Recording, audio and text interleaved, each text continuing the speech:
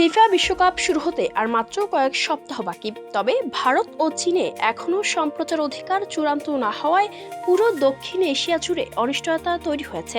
এই পরিস্থিতির মধ্যে বাংলাদেশে বিশ্বকাপ সম্প্রচার কারা পেতে পারে বা পাবে কিনা তা নিয়ে রয়েছে শঙ্কা।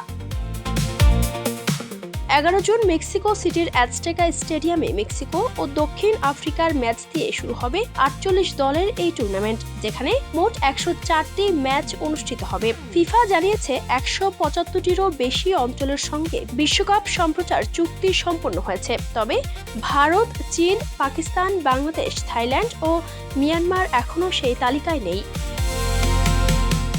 ভারতের রিলায়েন্স ও ডিজনির যৌথ উদ্যোগে বিশ্বকাপ সম্প্রচারের জন্য প্রায় $20 মিলিয়ন প্রস্তাব দেয়। তবে ফিফা শুরুতে প্রায় $100 মিলিয়ন চেয়েছিল। পরে দাম কমানো হলেও এখনও কোনো চূড়ান্ত সম্প্রচার চুক্তি হয়নি। অন্যদিকে সনি আগ্রহ দেখালেও আনুষ্ঠানিক প্রস্তাব দেয়নি।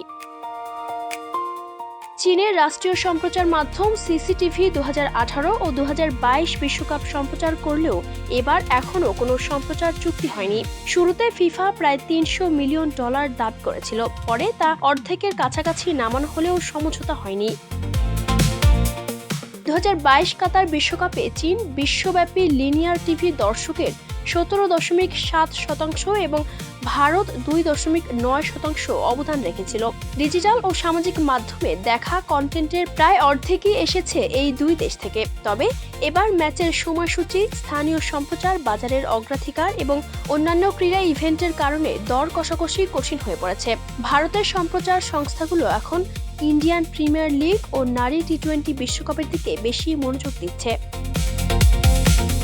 চীনে বিশ্বকাপ স্পন্সর প্রতিষ্ঠান যেমন মেংনিউ ও হাইসেন্স প্রায় $500 মিলিয়ন বিনিয়োগ করছে, কিন্তু দেশটিতে বিশ্বকাপ সম্প্রচার না হলে তাদের বিপণন পরিকল্পনা ক্ষতিগ্রস্ত হওয়ার আশঙ্কা রয়েছে।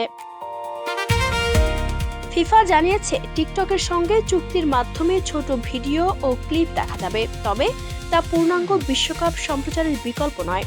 ফিফা আরও জানিয়েছে ভারত ও চীনে বিশ্বকাপ সম্প্রচার অধিকার নিয়ে আলোচনা এখনও চলমান এবং বিষয়টি গোপন পর্যায়ে রয়েছে। Desk report, campus Times.